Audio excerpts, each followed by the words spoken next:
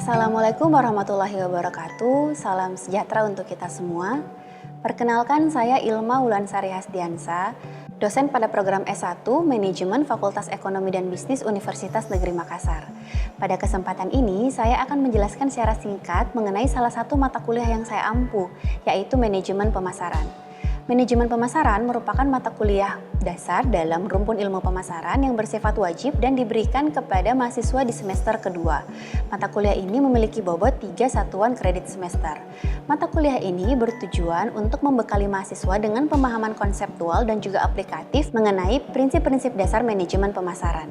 Materi dalam perkuliahan mencakup evolusi dan peran pemasaran dalam organisasi, lingkungan pasar, strategi STP, marketing mix, riset pemasaran, hingga penyusunan strategi pemasaran pada kasus nyata. Mata kuliah ini secara langsung mendukung 5 capaian pembelajaran lulusan prodi dan juga 4 capaian pembelajaran mata kuliah. Perkuliahan diselenggarakan dalam mode blended learning, yaitu perpaduan antara tatap muka dan juga kuliah daring melalui platform LMS, atau lebih tepatnya System and Application Management Open Knowledge Universitas Negeri Makassar yang lebih dikenal dengan SYAMOKE UNM. Metode pengajaran pada mata kuliah ini menerapkan pendekatan active learning dan juga student-centered learning dengan mengkombinasikan berbagai strategi seperti ceramah interaktif, metode studi kasus, serta project-based learning. Referensi utama berasal dari buku Solomon et al. Tahun 2022 serta sumber-sumber pendukung seperti modul, jurnal, artikel, video edukatif, dan juga regulasi terkini. Interaksi dibangun secara aktif melalui diskusi di kelas maupun forum daring, tanya jawab, berbasis studi kasus, umpan balik terhadap tugas akhir ataupun presentasi, dan juga bimbingan kelompok untuk project-based learning. Penilaian mata kuliah dilakukan secara beragam untuk memastikan ketercapaian CPMK dengan komposisi sebagai berikut. Partisipasi dan absensi 5%, presentasi dan diskusi 15%, makalah dan proyek kelompok 30%, UTS 25%, UAS 25%, sehingga totalnya mencapai 100%. Demikian penjelasan awal mengenai mata kuliah manajemen pemasaran mulai dari tujuan, cakupan, hingga sistem pengajaran dan juga penilaian. Selanjutnya akan ditampilkan rekaman proses pembelajaran tatap muka pada pertemuan kelima yang membahas teori perilaku konsumen sesuai dengan RPS yang telah ditetapkan. Assalamualaikum warahmatullahi wabarakatuh. Selamat pagi teman-teman sekalian. Salam sejahtera untuk kita semua. Hari ini kita masuk di pertemuan kelima mata kuliah manajemen pemasaran dan kita akan membahas salah satu topik yang sangat fundamental, yaitu perilaku konsumen. Materi hari ini itu terkait dengan CPMK 3 dan juga sub CPMK 4 dalam RPS, di mana mahasiswa diharapkan mampu untuk menganalisis faktor-faktor yang mempengaruhi perilaku konsumen akhir maupun konsumen bisnis. Nah, sebelum kita mulai, teman-teman bisa melakukan absensi terlebih dahulu. Barcode absennya sudah tampil di layar. Silakan di-scan menggunakan perangkat kalian masing-masing dan melengkapi isian yang diminta dalam formnya ya. Untuk ketua kelas, ya, Adit, apakah ada teman yang nggak datang atau alfa hari ini? Jadi perlu saya ingatkan teman-teman bahwa partisipasi dan kehadiran kalian itu sangat penting dan sangat menentukan nilai akhir. Jadi tolong catat poin-poin yang akan kita bahas hari ini, karena di akhir sesi juga nanti akan ada kuis untuk mengetes kemampuan kalian terkait materi perilaku konsumen, dan juga akan ada studi kasus, pemberian PR ya, tugas, dan juga rangkuman seperti biasa untuk menjadi bahan diskusi kita di kelas pada pekan 6 minggu depan. Apakah semua sudah absen? Sudah. Kalau sudah absen, kita akan masuk ke pembahasan materi hari ini. Untuk hari ini kita akan fokus kepada 4 learning objective. Tujuan pembelajarannya dimulai dengan mendefinisikan perilaku konsumen, merangkai diagram proses pengambilan keputusan, mengklasifikasikan pengaruh internal, dan juga yang terakhir mengklasifikasikan pengaruh eksternal dalam pengambilan keputusan. Kita mulai dengan satu pertanyaan sederhana. Teman-teman tim kopi atau teh? Kopi. Yang tim kopi yang mana? Boleh angkat tangan? Oke, 3 orang. Tim teh? Oke, mayoritas berarti ya, sekitar 28 orang tim teh. Nah, kopi ataupun teh? Tehnya suka teh hitam atau teh susu? Teh yang pakai susu. Oke. Teh susunya dingin atau hangat? Hampir sama semua ya preferensinya. Oke. Teh susu dinginnya itu suka dibikin sendiri atau beli? Bikin sendiri. Ada yang beli. Kalau belinya di mana? Di coffee shop. Katanya pilih teh. ada tea shop kan? Di kafe, di restoran sukanya ya. Restorannya suka yang mana? Point Coffee, Tomorrow, Fore. Oke, jadi dari satu pilihan preferensi minuman saja teman-teman, kalian di kelas ini yang cuma 30 orang bisa sangat beda-beda. Ada yang mau kopi tadi cuma 3 orang, ada yang mau teh, tehnya juga ada yang mau teh susunya ada yang bikin sendiri, ada juga yang mau beli. Nah, ini berarti menunjukkan kalau keputusan konsumen itu sangat berbeda-beda ya. Kita tuh sangat unik. Setiap orang itu punya alasan tersendiri kenapa memilih satu produk dibandingkan produk lainnya. Nah, apa ini kaitannya dengan kita sebagai pemasar? Pemasar ini akan bertanya, strategi apa yang bisa dipakai untuk melayani kebutuhan atau keinginan konsumen yang sangat berbeda-beda ini? Kita harus menargetkan konsumen yang suka teh atau yang suka kopi? Atau kita harus bikin semua produk yang dipilih sama konsumen? Nah, dari situlah pentingnya konsep perilaku konsumen. Pemasar itu perlu mengetahui preferensi konsumen itu berasal dari mana. Jadi dia harus memahami perilaku konsumen dalam artian keputusan yang diambil oleh konsumen sebelum mereka melakukan pembelian sampai setelah mereka melakukan pembelian. Ini definisi lengkapnya dari Solomon et al. Perilaku konsumen adalah proses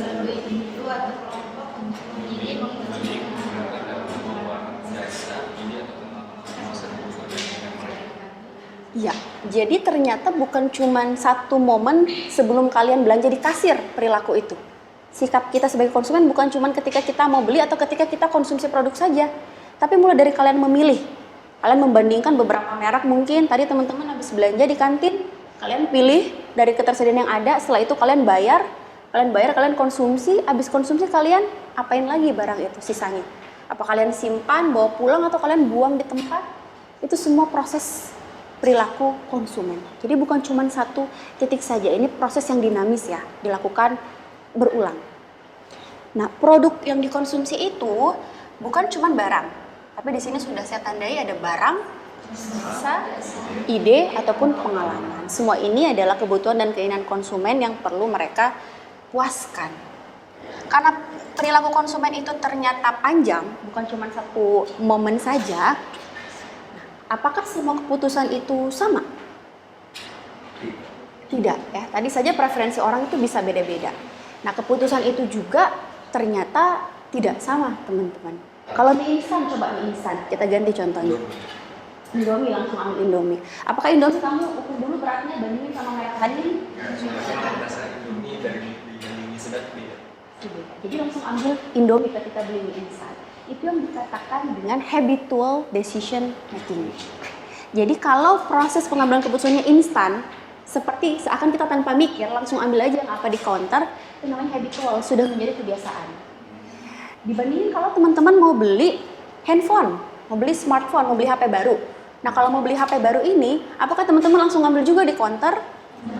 Apa yang biasanya kalian lakukan sebelum belanja? Nonton review, oke. Kalau ternyata proses yang dilalui itu cukup panjang, itu namanya extensive problem solving. Jadi keputusan konsumen itu sebenarnya dia ada di satu kontinum. Dari yang paling ringan, nggak usah mikir, sampai yang perlu mikir cukup dalam, yaitu extensive. Di tengah-tengahnya ada keputusan lagi nih, yaitu limited problem solving. Nah, kalau di sini dia antara yang otomatis dan juga yang dalam pemikirannya. Contohnya kalau mau beli HP bukan HP-nya, tapi casing HP-nya. Nah, kalau casing HP kan kita nggak terlalu mikirin merek, tapi lebih mungkin desainnya, warnanya, ya. Nah, perbedaannya di mana nih keputusannya? Dari keterlibatannya. Di gambar sudah terlihat ya level of involvement-nya. Di situ berbedanya. Kalau kita semakin terlibat dalam memutuskan suatu pembelian, itu namanya ekstensif. Kalau semakin nggak terlibat, itu yang habitual. Keterlibatan ini muncul dari persepsi resiko. Kalau barang itu dianggap beresiko tinggi, nah pasti konsumen akan terlibat cukup dalam ketika memutuskan membeli itu. Tapi kalau dianggap ini nggak ada resikonya, kayak beli mie instan, udah langsung diambil saja.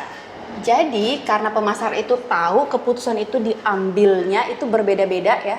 Ada yang cepat, ada yang lama. Pemasar itu harus tahu konsumennya ada di spektrum yang mana. Kalau ada di spektrum yang cepat, ya tentu strategi pemasarannya harusnya berbeda. Kalau di habitual decision making, ya pemasaran itu harus selalu ada di lingkungan sekitarnya. Nah kalau di extensive problem solving, strategi pemasarannya tentu jadinya berbeda. Kita harus kasih garansi, kasih asuransi, kasih after sale service, biar orang-orang itu menurun persepsi resikonya kalau habis beli produk kita. Proses untuk mengambil keputusan itu ada 5 tahapan. Mulai dari pengakuan masalah, lalu di information search, tahapan ketiga adalah evaluation of alternative, tahapan keempat adalah product choice, dan tahapan kelimanya post purchase evaluation. Nah ini adalah proses yang pasti akan kalian lalui ketika mengambil keputusan baik secara sadar, yang di ekstensif maupun yang otomatis, yang di habitual. Mau itu cuma beli Indomie ataupun membeli HP, proses ini akan kalian lalui. Jadi ada yang alam bawah sadar kita ya, yang memproses ini, ada juga yang alam sadar kita yang memproses. Tapi semua prosesnya itu pasti dilalui. Proses pertama, problem recognition. Konsumen itu sebelum mengambil keputusan, pasti dia mengenali dulu masalah. Kalau ada masalah, baru muncul kebutuhan. Jadi apa definisi masalah? Ada yang punya masalah di sini?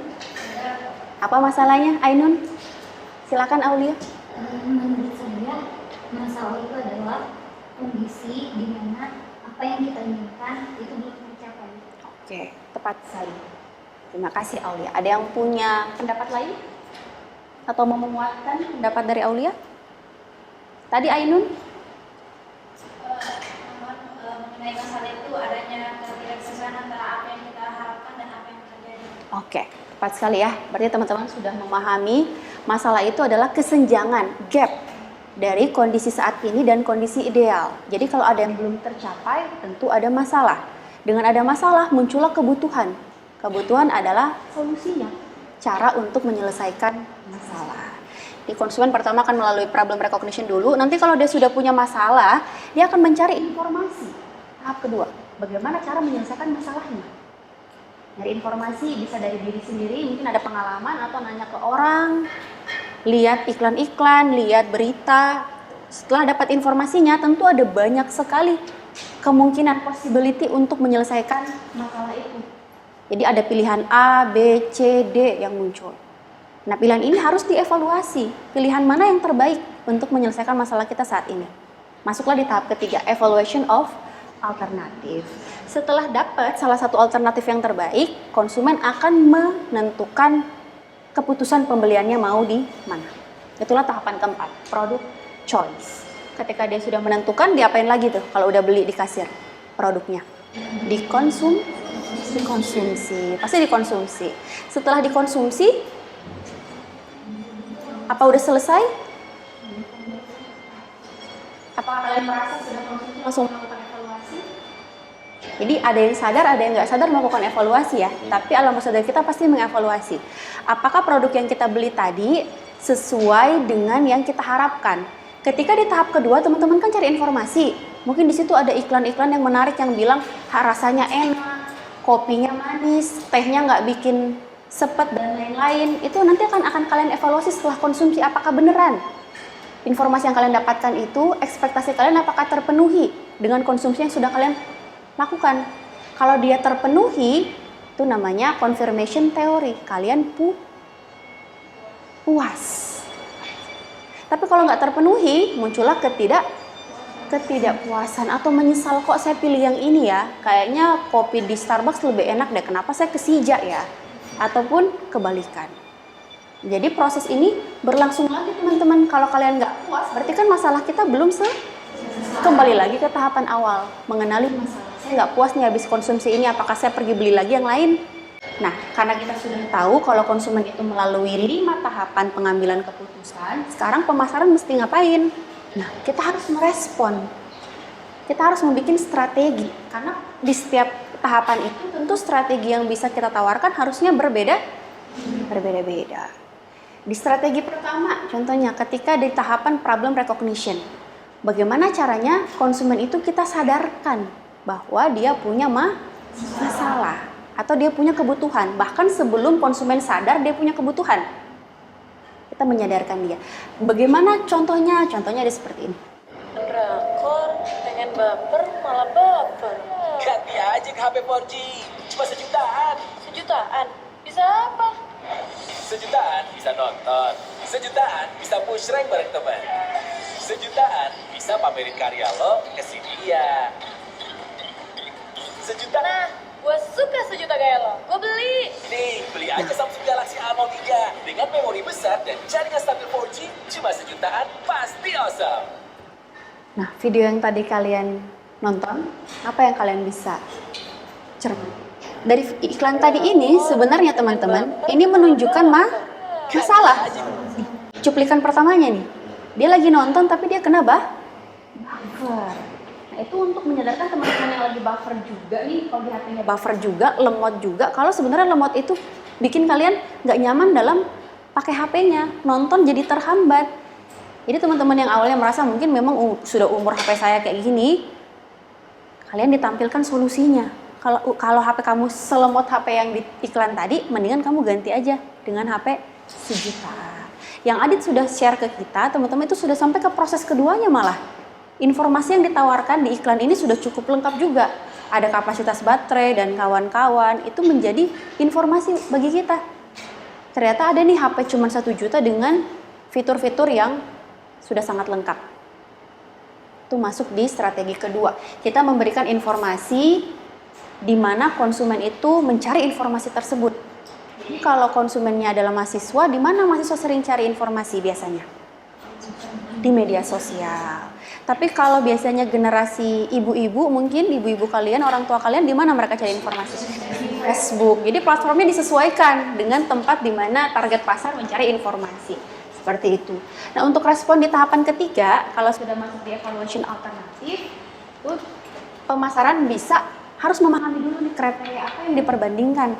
Nah, kriteria apa kalau sudah dipahami, kriteria yang dipreferensikan oleh target konsumen itu yang ditonjolkan dalam iklan. Contoh kita jadi spesifik, HP untuk influencer, HP untuk content creator. Berarti harus yang kameranya.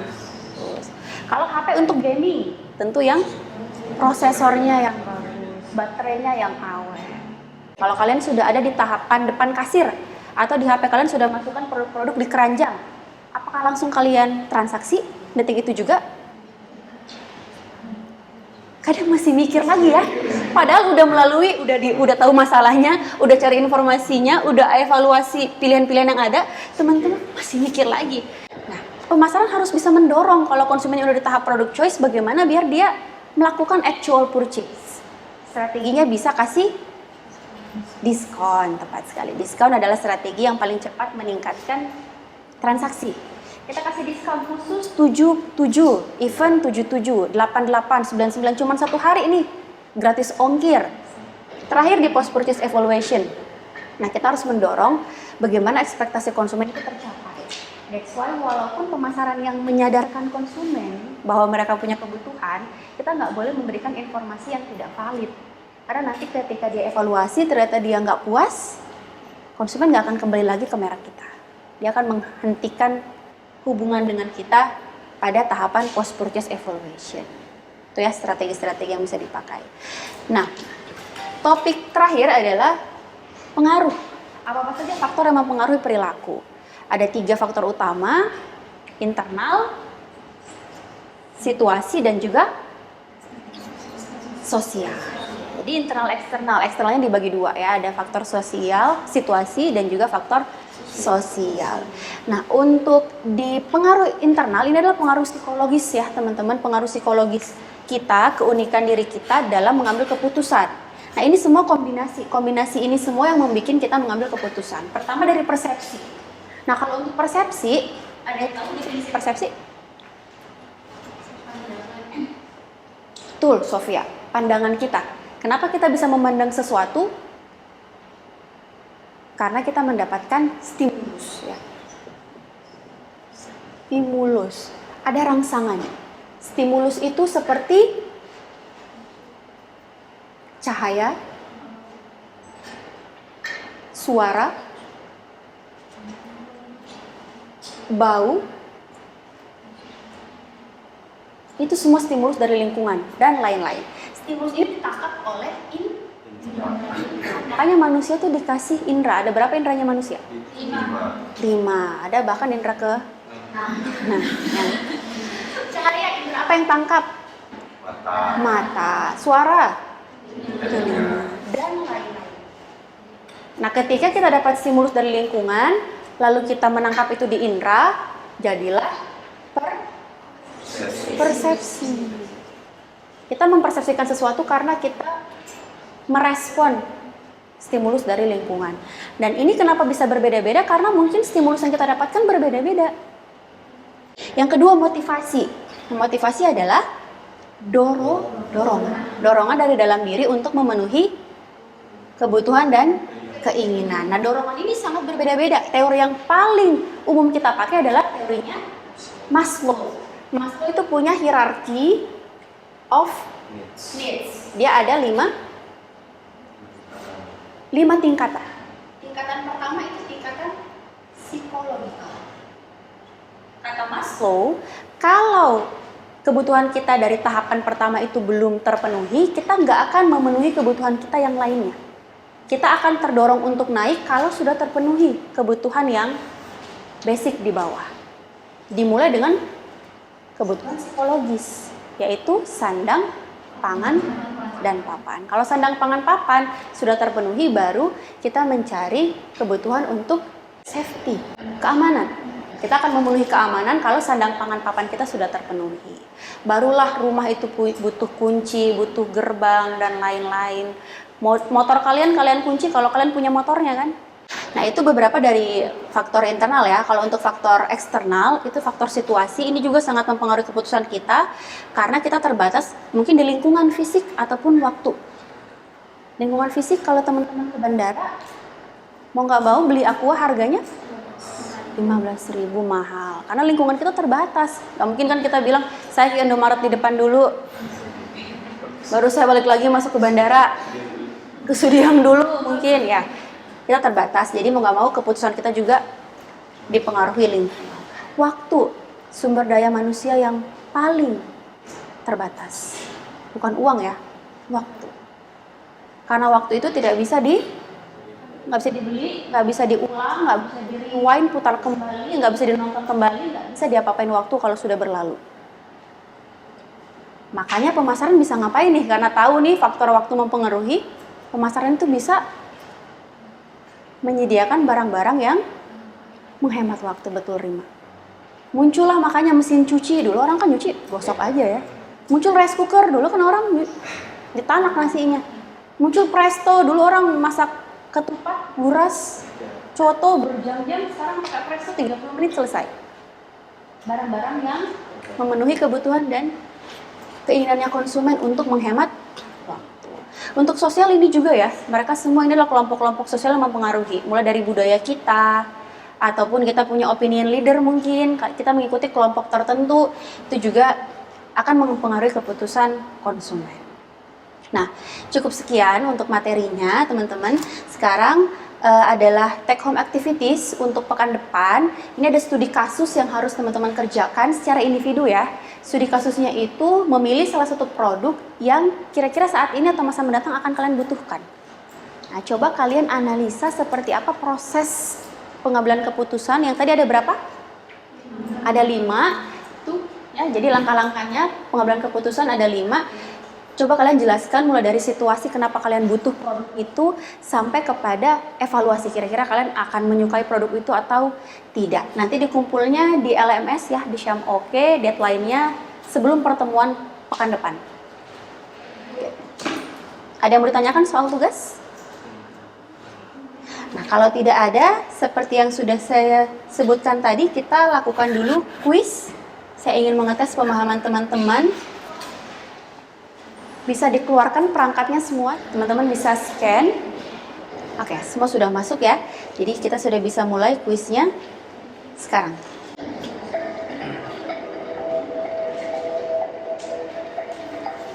Oke. Mari kita mereview ya. Oke, mari kita beri applause untuk 3 teman kalian ya, yang menempati 3 posisi teratas hari ini. Ada Aditya, Rahmat, dan juga yang ketiga Risma ya. Ini rata-rata nilainya sudah di atas 80% ya, artinya pemahaman teman-teman itu sudah di atas cakupan atau standar yang memang kita perlukan. Alhamdulillah ya. Sebelum kita akhiri, saya memberi kesempatan kepada salah satu di antara kalian yang mau sharing, refleksi atas materi yang sudah dipelajari hari ini. Apakah ada yang berminat? Oke, silakan Sofia, boleh maju ke depan kelas? Boleh, biar teman-teman semua lihat. Oke, baik. Terima kasih atas kesempatannya Ibu. Perkenalkan sebelumnya teman-teman dan Ibu. Nama saya Sofia Rizal Manggi, Sofia.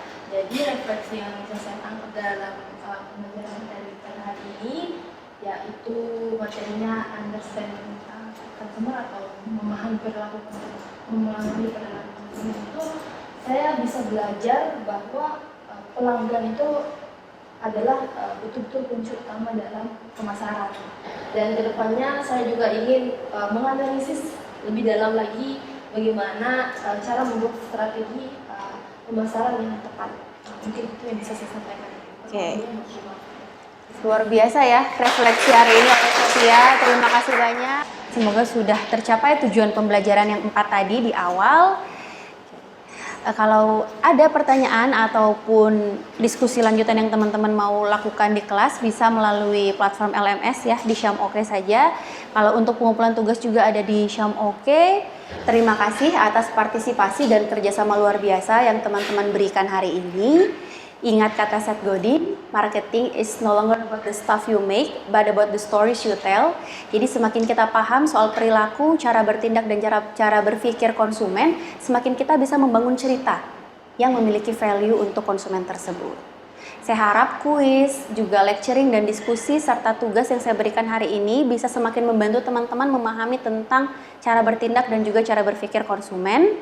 Sampai jumpa di pertemuan selanjutnya. Tetap jaga kesehatan dan semangat belajarnya. Wassalamualaikum warahmatullahi wabarakatuh. Demikian rangkaian video yang saya sampaikan, mulai dari penjelasan mata kuliah manajemen pemasaran sesuai dengan RPS, capaian pembelajarannya, hingga cuplikan proses pembelajaran langsung di kelas. Melalui video ini, saya berharap dapat memberikan gambaran tentang bagaimana proses pembelajaran, interaksi, dan asesmen dijalankan di dalam kelas yang saya amati. Saya menyampaikan ucapan terima kasih yang sebesar-besarnya kepada tim asesor dan panitia sertifikasi dosen nasional, LL Dikti Wilayah 4, pimpinan dan seluruh sivitas akademika Universitas Negeri Makassar, kolega dosen sejawat, mahasiswa saya yang luar biasa, serta seluruh pihak yang telah memberi dukungan, masukan, dan semangat selama proses ini berlangsung. Semoga apa yang telah saya sampaikan dapat menjadi bagian dari kontribusi nyata dalam peningkatan mutu pendidikan dan juga profesionalisme dosen dalam bidang pengajaran. Wassalamualaikum warahmatullahi wabarakatuh. Salam hormat dan terima kasih.